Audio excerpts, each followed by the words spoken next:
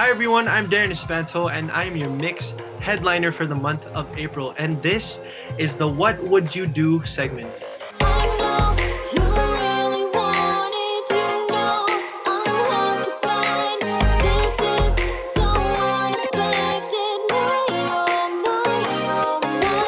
What would you do if someone compliments you and tells you about a song that wasn't yours?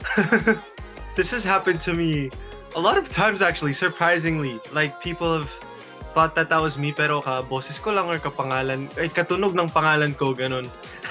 So I'm like, oh, thank you po, pero that's actually not my song. That's actually a different artist. So I explain it. I try and make them feel, still comfortable in the situation, not uncomfortable. And I try and say na, oh yeah, that song talaga, I really like it because it's like this and like ganyan. And I'm not trying to be like plastic naman talaga because the songs are really good. Pero yun nga, it's not mine, or I'm not the one who sang it. It's always funny to me. It's not something na offend ako, So with those situations like that, it always happens.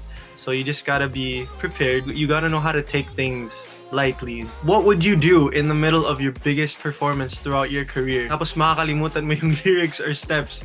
You know what? I have forgotten choreography and lyrics many times in different events. The show just goes on, I just laugh it off. Or if it's a live band and it's not a -1, I ask the band, can we start it from the top, or can we do this verse again? If there's a live audience, the Darenatics are there, or the people know the song, I'm like, ano po ulit yung lyrics?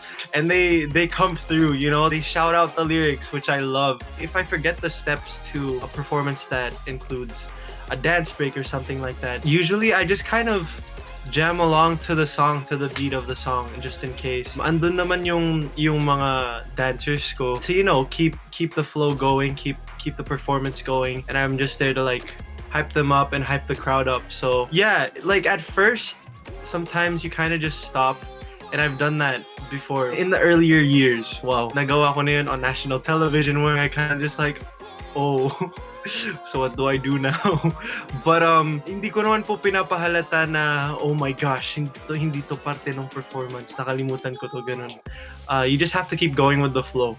What would you do if you overheard someone pretending to be you to avail VIP treatment at an event, restaurant, or party? Oh my gosh. First of all, why? Why would you need to do that? I guess there are perks to, being in showbiz, a celebrity, ganon. Pero you have to know your limits din. Like, swerte na lang din ako kapag nabibigyan ako ng mga... If I get special treatment because I'm an artist or something like that. Minsan nahiya pa akong, like, are you sure? Are you guys sure?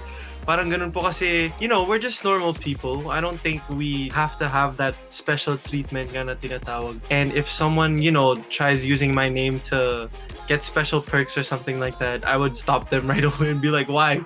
Why are you trying to do this? Or I would call them out. Things like that happen naman. Like I've seen on social media, like people have actually tried to be this celebrity and try and copy them, or try to make fake accounts and pretend to be the celebrity to get things from that celebrity's fan base or online shops and stuff like that. I just think it's wrong. So yeah, I would just confront that person if ever it happens. What would you do if a random person you haven't met before comes up to you and brags about being really close friends with Darren Espanto?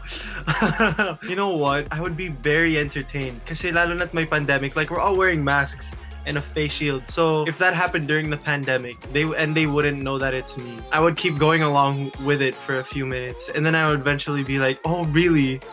I don't remember, introducing myself. I'm actually Darren Espanto, and do a little handshake and then show them my social medias and stuff, my ID, just in case they don't believe me. Yeah, I would find it really funny. But unless that person is, trying to be rude about it, or parang pinagyayabang na talaga na I'm friends with him or her, I would really stop them right then and there and be like, I've never met you before. I'm really sorry, but I don't know who you are. You're trying to do this for clout or stuff like that. But I've yet to experience that. So if that ever happens, that's what I would do. What would you do if you're on that one-shot date with your all-time crush and suddenly your tummy starts acting up? As in LBM levels. Oh no. You know what?